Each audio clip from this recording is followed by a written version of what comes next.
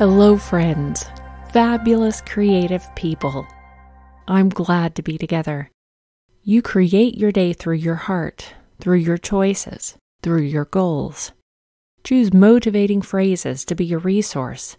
Create for yourself little charging moments. Calm your mind. Master the emotion. Choose how to be a guide to yourself. You have all the power you need to do so. Because as we can choose to hurt ourselves, choose to be afraid, choose to see the negative, the problems, so we can choose to see the other things, the benefits, the positive, our growth, our success, the silence, the little smile in us. Everything is a choice. You are the ones. You choose. I'm glad we're together. Today I want to talk a little bit about how to stop hurting ourselves so much, how to reduce this stress and rising anxiety, uncertainty, which increases our inner fear and lack of confidence in ourselves. Some of you have written to me that they very much liked the words and messages related to a revision of the past, a revision of our thoughts, a revision of how we behave and act. This revision is about giving ourselves a space in which each of us can work on him or herself. You are the ones who will choose how much time you will spend and how you will immerse yourself in the process. You have every opportunity to act, to do the steps, the exercises, the guidelines, the advice I give you, to see how you experience them, how they will pass through you, how they will be useful to you, what they will open up as a point of view and a thoughtfulness. We are all in the process of personal work. There is no one who does not look at the various obstacles that life today opens for each one of us. Don't worry that now time opens up many more new difficulties and losses that are so close to us. When the time comes and things open up this way, it means we've grown enough, worked on everything in our lives, read a lot of things, read still newer that are coming out. We're being inquisitive. We have already acquired the opportunity to work with truth, with honesty, with limiting patterns, with fears, with negativity that we have blocked from ourselves, with the lie that we have unconsciously created for ourselves, to look at the deep levels of the subconscious. Now is the time for the ending of illusions, to enter into revelation, to take personal responsibility. This year is all about the awareness of responsibility, personal responsibility, personal boundaries, personal fingerprints of karma, the fate of the choices that I make. This is my path, which I leave behind through my words, through my loyalty, through respect, through well-being, through help, through the clear boundary of saying yes and no. We shouldn't be afraid of saying no when we want to say it, because that's how we feel it. We do not have to always comply with other people's requirements and needs. We have the inner knowledge.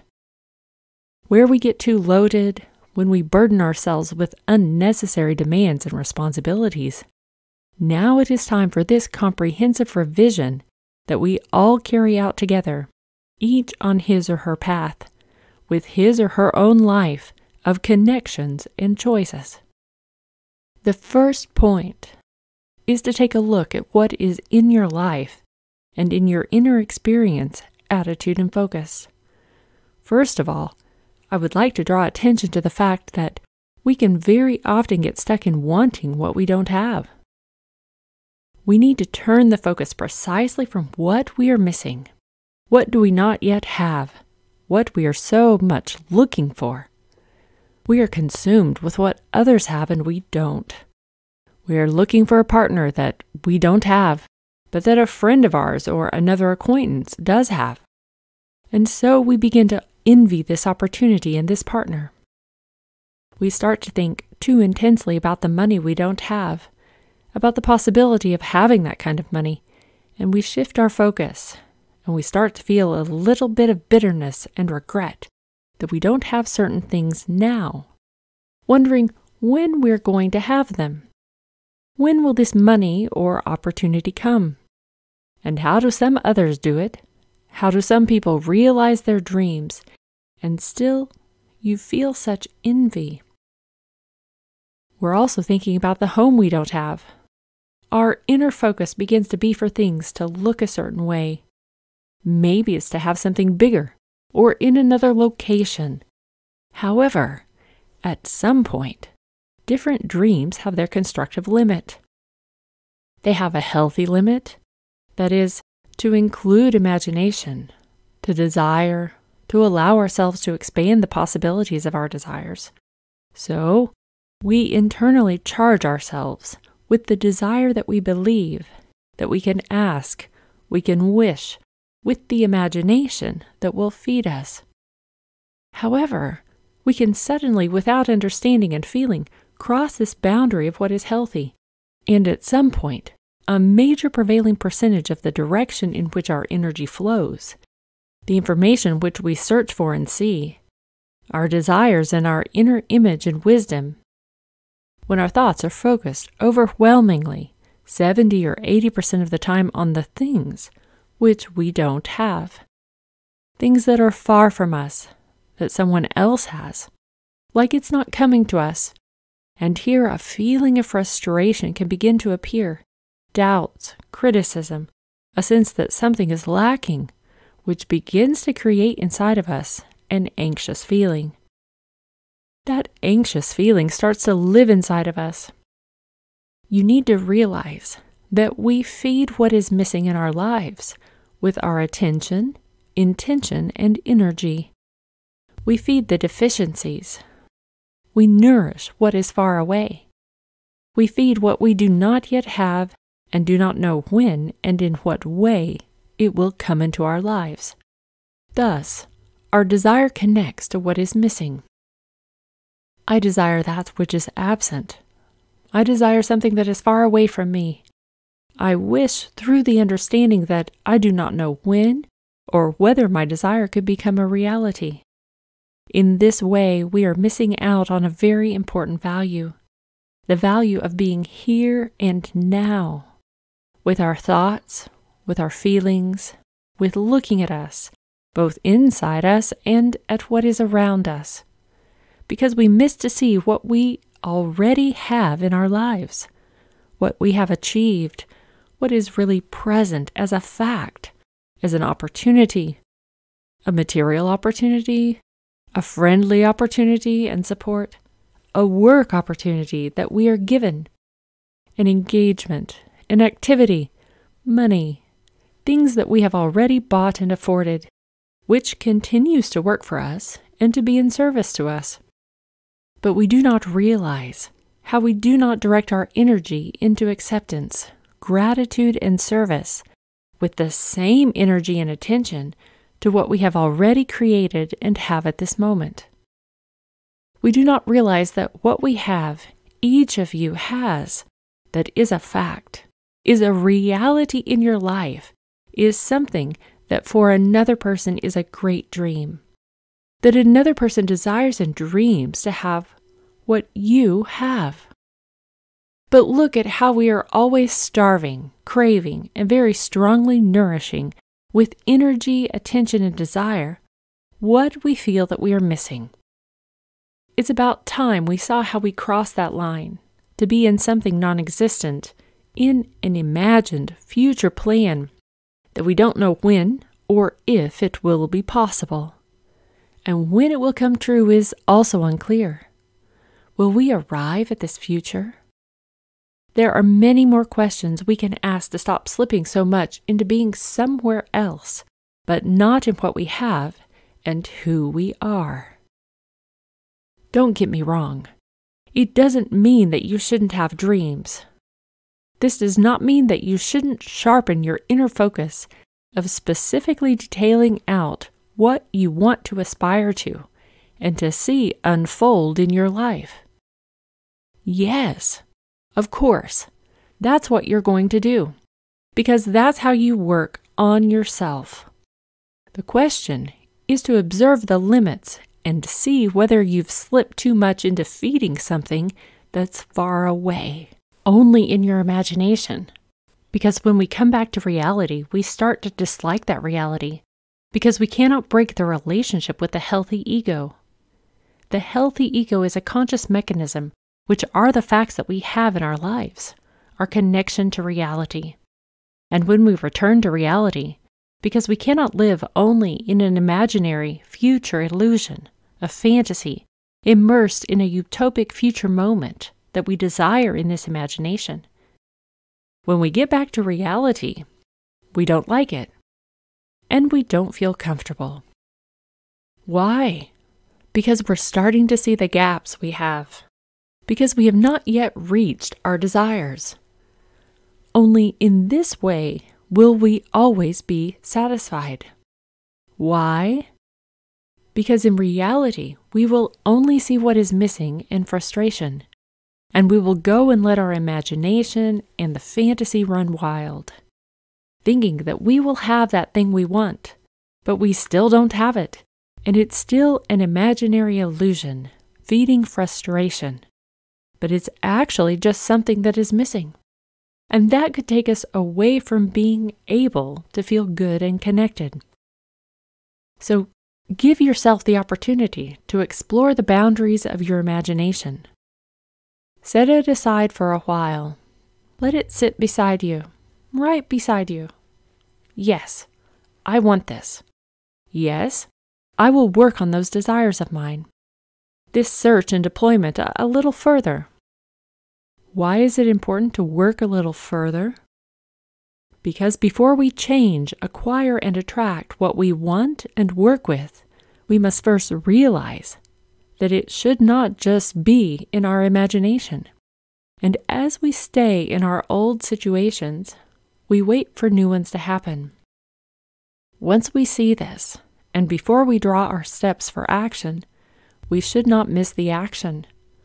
We say, I want to have a book, to write a book. I want to create this platform. I want to sell those videos or seminars. I want to create a product. How interesting. It will help people so much. It's going to become an amazing idea. It's going to reach people. It's going to happen in this way. Except we sit only in the image, only in the visualization.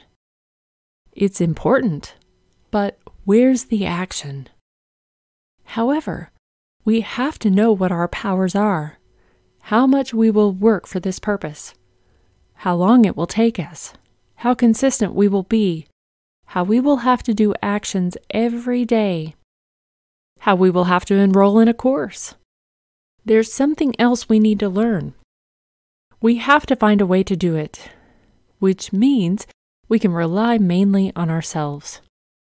We're going to have to take our time. But for this thing to happen, we're going to have to clear some space. To clear some space from what we have so far. We need to find time. We need to reduce something at the expense of the action and the new. But what I've been seeing lately is that people just say what they want, how good it is. They go into a state of utopia, an obsession, an idealization. I call it our positive obsession. We're expanding our imagination, but we're going to have to see the reality. What are we doing in this reality? Yes, we need to enroll in a course. Maybe we'll have to read more. We'll have to do it every day. We will have to prepare a product. We're going to have to make an effort. We need to find a solution in a field where I'm not competent. I need to find out where I'm not competent and become qualified. Focus, focus, focus. Perseverance in channeling the desire and the goal. We need to choose one or two dreams and not immerse ourselves in the multitude. And we have to take action and realize that this is related to a debt that I have to give with my presence, with my effort, with my attitude. It's really nice for us to imagine it and to be in an illusion, and then to sit down and talk it over with our girlfriends on the phone, then to sit down and talk to someone else, so we can create this movie in our head. But who will create this movie for us, right? In the end, it has to become reality. But I'll wait for someone else to do it. I'll be happy when I meet this partner who will do this for me. He or she's going to take care of me, going to take me out, going to find a solution for me. The other person's going to do this or that. Or I'm going to start this business when such and such people come along with me who are going to have more knowledge. They'll need to be more responsible. They have to want it as much as I do. They will have to make the effort. They will have to be content, however, with less money. I can't spend so much. They need to know how it should be done. They'll have to study it every day because, Facebook is changing. Someone else will have to do it. Well, so at this moment and in this situation, thinking that always someone else will have to run after your dreams, someone else from the collective mind, from the collective creativity, from the collective ideas, who makes these efforts, who learns, who understands these steps, who connects to reality, who takes responsibility, who acts and pressures him or herself to really realize and do and learn, those things actually will happen to him or her. It's really happening for him or her. There's really an outcome. There's really a result. Be aware of whether you're standing in this utopian, dreamy bubble. A lot of people are there. And what do these people say to themselves? Those people have achieved it. Well, faster than me. Here's another person who has what I want. Here's another person who's achieved it. Why isn't it happening to me? And we're starting to get into the wonderful role of the victim. It's not working for me. I have other things to do. I can't leave them behind. It's also about money. You have to find another solution. These people set out on a specific course of action, but these people have done it. But I haven't yet because I haven't had the opportunity. Well, we always have an excuse for why it won't happen for us. Why hasn't the time come for us? We are huge martyrs who will go down the hard road with more sacrifices, more waiting. And that's how our lives pass. First 1 year, then a second year, a third year, a fourth. In these 4 years, we didn't achieve it. We didn't find a solution. We say, destiny is not in our favor. We have bad karma. We still have some debt to pay. However, with much labor, with much deprivation, we will finally achieve it. And even if 5, 6, 10 people around us have already achieved it, it doesn't matter. We love this process so much. Look at these defense mechanisms. Look at those personal lies. Look at those limiting processes. Look at these knots that we tie in our field, energy and thoughts and happenings. They don't work for us. Believe me, I've been through it. I even have a recent situation related to this same topic. I study in different directions for myself. We all have different processes. We're learning throughout our entire lifetime. The teachers who have learned all the lessons and have no more lessons are perfect. They are also earthly like us, and they've worked on a lot of things. But we're the ones who must also work. And I'm glad that we are working.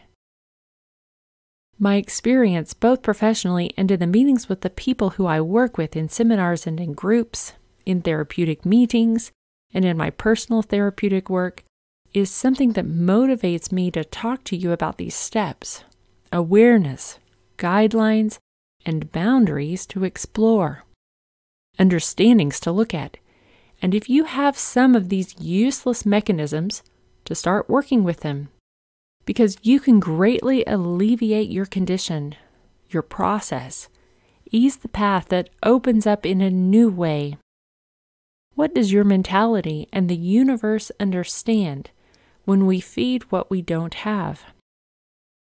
When it's always away from us, it understands that what we already have is not valuable. It understands that what we don't have is valuable. Our brain understands that our desire is in something that is distant. So, my brain wants to give my personal focus only to what is missing, because after all, it only desires the missing elements. I have to take care of that which owns me. I have to take care of my master. Your name might be Magdalena, Sveta, Sylvia, Peter, it doesn't matter. And since that's my brain's choice, it goes from there. My brain chooses that focus. It's handing me that line and showing me this road. I have to show it everything that's missing, because my brain's desires are connected to what's missing, to that which is far away and imaginary, just to the dream, to see how others have it and I don't. Even a feeling of envy could appear, a feeling that we might call noble envy, because we wish to be nobly envious. But in fact, we envy those who have what we want. And we have this feeling and we get annoyed at ourselves and accept envy. The feeling of anger appears. Then the disappointment, then the accusation. It's a sour pill to swallow. Well, we know how he did it. Well, we know how she did it. Well, things are just better for some people. We love entering into this cycle, but it can become very dangerous. Very dangerous because it can become a daily process. And we can transfer it to all kinds of topics in our life cycle. Work, partnerships. We can change some attitudes and patterns in us, our way of doing an activity, to connecting with children. It can become a contagious, gradual evil that we won't understand how it happened. There is such a huge network inside us. But you will understand it only if you create a conscious focus for yourself. If you become a conscious observer, observe yourself in every sphere and see how this happens for you. Where you slip up. What this point we're talking about reveals in you. When we go into seeing that we value what we lose, we're starting to appreciate what we're losing. We don't appreciate things when we have them, like we found out, because we want what we don't have. But at some point, we begin to cherish it when we lose it. Why? Because it comes in the same way lost, distant, and missing for us as all of our other desires. It's working wonderfully. Our mind, our destiny, our life, the universe make sure that we lose what we have, or some things that we have, so that we can reach the categories of things that we desire, that are distant, missing, lost, or no longer with us. And we say, "Oh God, how good we are. We're doing great. We're brilliant artists because we do it all ourselves." And at one point we say, "Hey, how important was this house that I had? I didn't like it before. I said it's good for nothing. I criticized it. I didn't even want to accept it. I kept saying that it had to be different. And at some point, when I lost it, it suddenly seemed good. It seems like I didn't appreciate it." Well, that's right. Loss, regret, and what's missing begins to define our lives. We have to stop this. Stop. We just magnify the gaps so much that you see what fears, deficits, losses, violations, and stress have flooded in altogether. Because we have to work on this in another way, in another meeting with ourselves, to appreciate what we have. So now we ask our distant desires to sit here next to us We will revise them one day as well. But now, pay attention to what we already have. Sit down and unfold the process of abundance and the opportunities around you. Your home, whatever it is like, 1 room, 2 rooms, it doesn't matter. See it, feel it with your senses, with your attention, to focus on working in the right direction. Right. I don't like that word very much. More useful, let's say, and work in more useful, healthier ways to connect with the parts of us that are not hurt. Because when we work with what's missing and feed our energy, what's missing, we get hurt because we're constantly saying, you don't have that, you're not worth it, it will always be far away from you. Someone will do it before you. We block our actions, as we said, and the point is that we are just fantasists. We hang on to a fantasy picture in our minds. Here now, it's time to just see all of what we have. Breathe in some air and integrate with every breath and with our senses what we have achieved, what we possess. We all make mistakes. We all have faults. We all have failures and illusions, and we all have delusions. Sometimes we get so proud and believe that we suffer some serious crises, right? By losing our connection with reality. A connection with reality is extremely important. Life is today. Today is our reality. Today we breathe. Today some things happen. We have today. First, we need to recognize our life today. Recognize today's encounter with ourselves, with our thoughts, with our emotions, with what there is, with what is happening, the people around us, with our choice today. Then we will work for the things that we want to come to us later. But if we do not see the possibilities and what has happened, and what is happening to us and around us today, it will be very difficult for us to open the path and the process of transformation and of attracting new desires and goals. Because our brain creates a program. I desire and see my goals, and I work towards those which are not yet a fact. In a certain sense, there should be things that are more distant than close. But cherish who you are at this moment and what you have.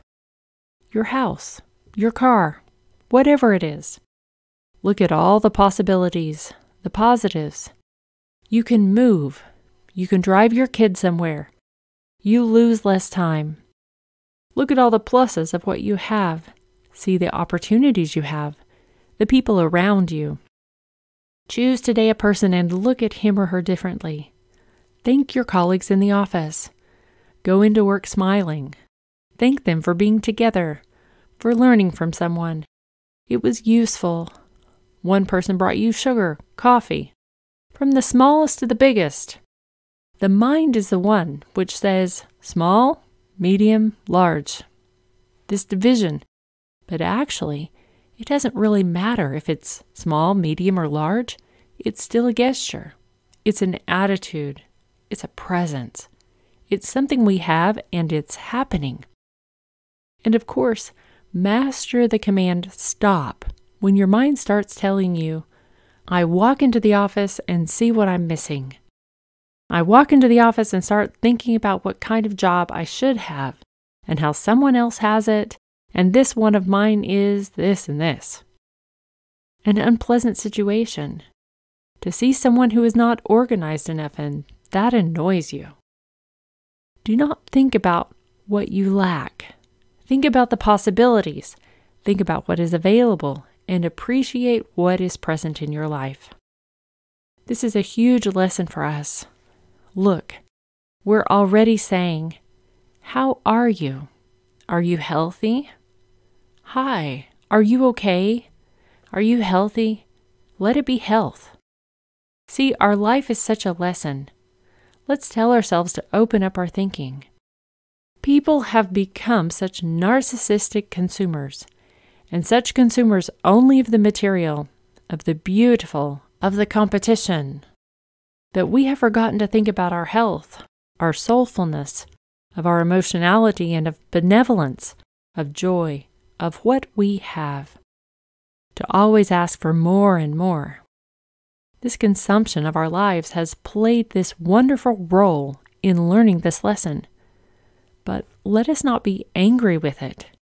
We are part of the whole creation of this need of consumption, delusion, narcissism, criticism, division, fear, doubt, competition, frustration. You can also add your words to unfold this whole cycle. How many things we haven't said about ourselves, how we haven't set our limits, how we haven't thought about all these things that are missing, criticisms, but now is the moment to see what's happening around us. So sit down and write about it. Writing has its purpose, you know. Thoughts become multiple. It becomes a mess, a chaos of thoughts, slipping from topic to topic. At some point we get tired and start doing other things because we have a bunch of tasks to do. Sit down and write to yourself. It's much more tidy and structured that way. Our logic, our logical mind, the analytical, logical mind needs order and structure to make it clearer seeing your patterns, to see where you slip, to realize some things. This is part of your internal order, which each of you needs to perform and does perform in one way or another. You can even do it unconsciously, but the goal is that we become conscious in this provision to be able to see, to understand. Then write about the opportunities you have. Thank each one of these opportunities, because if you have even $5 today, they are valuable. $50 is already a big opportunity. To have a place to rest. Our old sofa or chair is still a place that can welcome us. To appreciate and see that you have achieved that, together with your partner or yourself. Thanks to your work, your savings, with your planning, with your efforts, even with your losses, even with your failures, you've still achieved this thing. It's a part of your reality.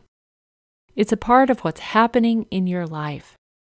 Yes, you've lost some things. You've felt in a squeeze, but you've realized it because you're responsible, and you can be that way in every single thing. Appreciate it. Get through it. When we don't achieve what we want, it loses its value, loses its pleasure, and we immediately start chasing the next thing which we don't have, the next thing that's distant, the next thing which requires a fight. Immerse yourself. Give yourself space to appreciate it, enjoy it, and see its usefulness. Then your breath will be lighter. You'll see this abundance that you have not appreciated, and you will understand that you have great riches of knowledge, of skills, of achievements, and you will understand that you possess wealth that someone else does not. Well, yes, someone else possesses wealth that is greater than ours, but it doesn't matter. The important thing is the importance of your own wealth, of your own opportunities, of your abundance. Write, and you'll see how good you will start to feel, because you'll think of something that you have and how you chose it, how you chose that specific thing, how you thought about it, how you waited for it, how good it was when you went to get it, how you planned your work. You saved some money from your job so that you could get it. You will connect to the past memory. You will connect to the desire and make happen what you wished for. Because then you chose it. Then it was your urge. You will remind yourself of that feeling again and will connect to the usefulness of feeling that you wished for it. It was nice. You planned for it. You succeeded, and you already have it. And so, build a new mechanism in which you start treating the next things that come into your life.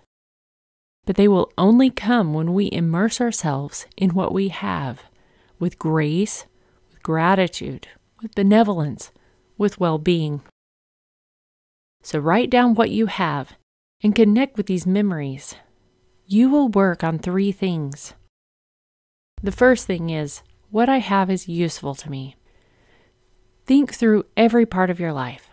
Your spouse, boyfriends, girlfriends, lovers, children, house, objects, clothes, money, work, colleagues.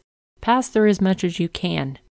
This is part of your whole essence, from the entire eternal network of your experiences, interactions, emotions, and events, exchange. Pass as many of these as you can.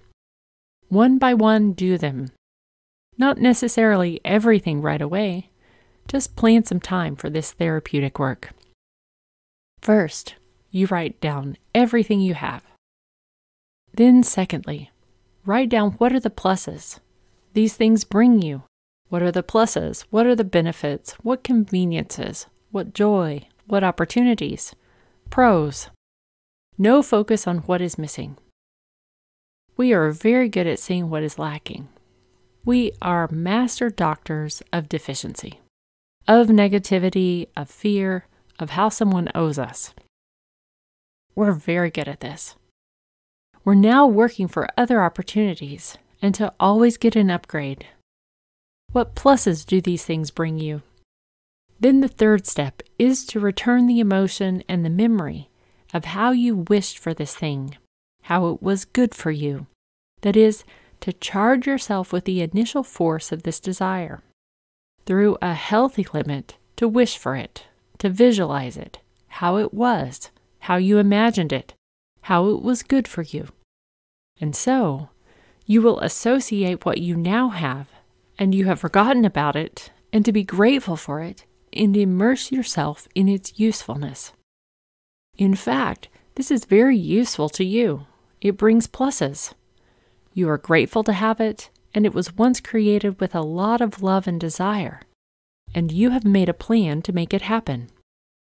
And please, look at these utopian fantasies about how much we want things to happen and how it's going to work out, but in the end, it happens only to other people. Realize that you only fantasize and do not enter the reality and act. See through your nasty excuses, your nasty procrastination. Yeah, this guy went to a course, and because of it, he succeeded. This guy went and paid a certain amount for a seminar, and then he didn't sleep for 24 hours. And due to all of this, he succeeded. In the end, I'm doing other things. Someday it will happen to me too. Look at those things. If you keep going like this, you'll have to tear them apart.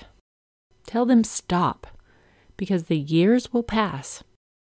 It's just going to be first 1 year, then a second year, a third year, a fourth. Why do we have to waste our lives today when we don't know how long we're going to live anyway? When will our point of death come, in which we will take the spiritual path of separation? Just think about it. Don't waste this precious time. We begin to think about time, how it passes after a certain age. These days, that's exactly what I've talked about with my clients during our therapy sessions. I'm already starting to think about time. I'm already thinking about it every day. I'm already thinking about how I want to live life fully, how to understand things which I need to stop because they are blocking my path, my feelings, to start feeling lighter, to be able to understand how to change things. I don't want to waste my time. Yeah, don't waste your time. If we learn this lesson on time, we will probably be much more useful to ourselves. See if you are consistent. Whether every day you devote time to 1 or 2 things you really want from these imaginary things of yours, or today, I want very much that. Today, I do something, but tomorrow I do otherwise. Then I talk on the phone with my girlfriends 5 to 6 hours. Then I do something else, and then I don't have time anymore. The next day, I will have to make time for that other thing, because it is important for me too. a mess, a lack of concentration. The energy gets wasted. Desire is wasted. The scarcity increases. The inability to cope, and we take on so much. And the burnout and fear come along. We also don't make ourselves a plan. The other thing, sit down and write it down. If that's what you really want, what are you doing for it? What do you need to clear from your current schedule? What do you need to learn? How much of it is within your realm of possibilities? Are you going to follow this personal commitment with yourself, or are you going to wait for someone else to do it? Someone else to do it instead of you. Someone else to not make that decision. Someone else. Hey, that's very convenient. Very much so. Somehow then we won't be entirely responsible for it. After all, if you want it, you will pull yourself together. Do everything that is possible. After all, you need to act and take more responsibility from your point of view. Everything you can learn, everything you can make an effort about, for everything you can channel energy, everything you can attract, as long as it is in a greater percentage your responsibility and action. This is a lesson of responsibility, don't forget. This is extremely important. I was transferring onto this person a certain thing. I waited for him to do this. I wanted him to make a decision. I wanted him to study. I wanted him to achieve that for me. There's no way that's going to happen because the other person might not want that. The other person might be lazy and might want to just sit in his fantasies. The other person. Well, the other person is another person. And I start to get angry. I start blaming him. I start being critical, initiating self-harm. Why? Just because the other person is not like me, and he has to fulfill my desire and what's missing in my life. Because he said, I like your idea, or look at that idea, how good it is, or see, that's what I can give. Well, that's not going to happen. We'll have to let it go. What is visibly not happening, we'll have to let go of and take responsibility of what is ours. Because if I can't take the time to achieve it now, if I can't be consistent, if I can't, well, I'll take responsibility for what is mine. The other person doesn't owe me because we're going to get into the battle of showing the other how he or she hasn't done this or that, how he or she didn't understand something, how he or she doesn't change. And that can't work out when we want something, fantasize about it, want it to happen, give that idea to ourselves. We see how this is most valuable to us. However, we want to participate only 20 to 30% in this activity. If it can happen like that, while I'm fantasizing about it on the couch, while I think that I'm very sublime, spiritual, imaginative, because by feeding my positive thoughts with my positive fantasy, with my positive images, with the imagination when I fantasize, it will come just like that. It will fall from the clouds, from the tree, from the ceiling, without me acting. There's no way that that can happen. There's too much going on. It is an abyss. And you'll fall so badly into that abyss. What's the abyss? The space between great imagination and the great opposite, reality. So you will fall into the abyss. It will cover you over. You will face such financial losses when we are in the absence of reality and the loss of calm. Anger will come, conflicts with others, with yourself, with the situation. It will get very unpleasant. That's because we have to sit down and see how we fantasized about something too much.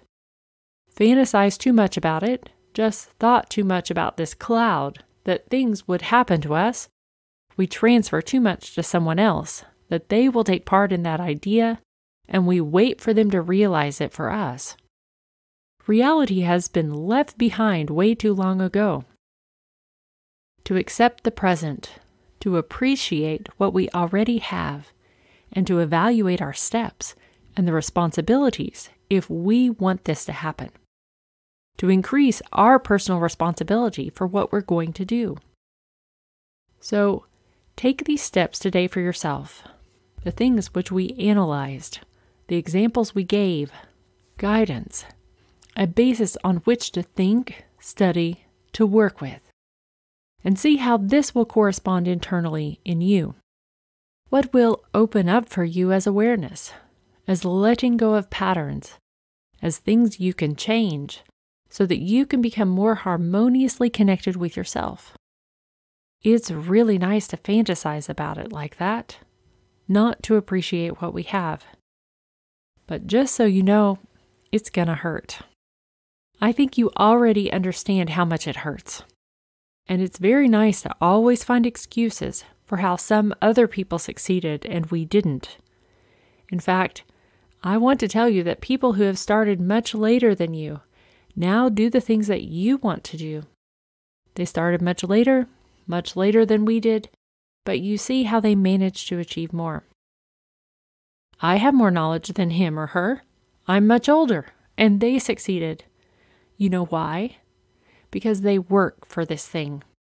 They are working hard. They're studying. They're looking for solutions. They acquire qualities. They acquire skills. They create new habits in this particular topic. And all you're saying is, well, how good this is going to be. How good it will be when that is going to happen. And everything will be good. Really think about it. Then there's the frustration, conflict, misfortune. That's what it's going to be like when we just sit around fantasizing about it. Nobody likes to be responsible and stand by their fantasies. For fantasies and imagination to happen, we have to go to reality. And in reality is labor, detail, thinking, looking for steps, revising, making efforts.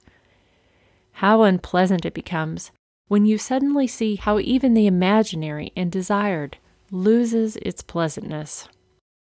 So you choose the process. These have been topics of conversation both in my personal plans and positions in recent times, and in my therapy with the people I work with. In recent times, these have been very important topics that they have opened up as a part of their questions and searching. Whether we are in the imaginary, whether we live through the deficits, whether we are in touch with reality, it doesn't matter. Even if we realize something and it hurts, because when we understand these things, it hurts us. We don't feel comfortable. As some of my friends say, "Hey Maggie, can't we just talk a little bit simpler and on the surface, just with a nice attitude and focus?" Somehow when you talk, it always goes into depth and you do some analysis. You get into the subconscious. You open up the pain-filled emotional body. We see our nasty models we screw ourselves up with. We start working on them. It's getting a little unpleasant. Yes, it's unpleasant, but we have to figure out how we do unpleasant things to ourselves, to know how to change them and work on them so that they become pleasant. So choose, act. Thank you for tuning in today. As I often say, love to love. Love to accept even if you love what's missing and your mistakes. We all have them, but these are our mistakes, our failures. Don't let yourself carry them as a load. We're going to carry them as a burden, shameful, unpleasant. We block it. No. Lay down all the mistakes, all the weaknesses, all the losses. Lay them like this in your way and pass them by, because they are your springboard. They're your lesson. They are your resource, your opportunity towards what you want, towards change and awareness. They are not your burden. They will be if you choose to see all the burdens, shame, and trouble. But if you lay them down as an opportunity, as a growth of the soul, of consciousness, of the mind, and as a way to change things, then they will become a huge force and a huge resource. Bye-bye. See you soon. I carry you in my heart. Thank you for being here today. Have a good day. Love to love.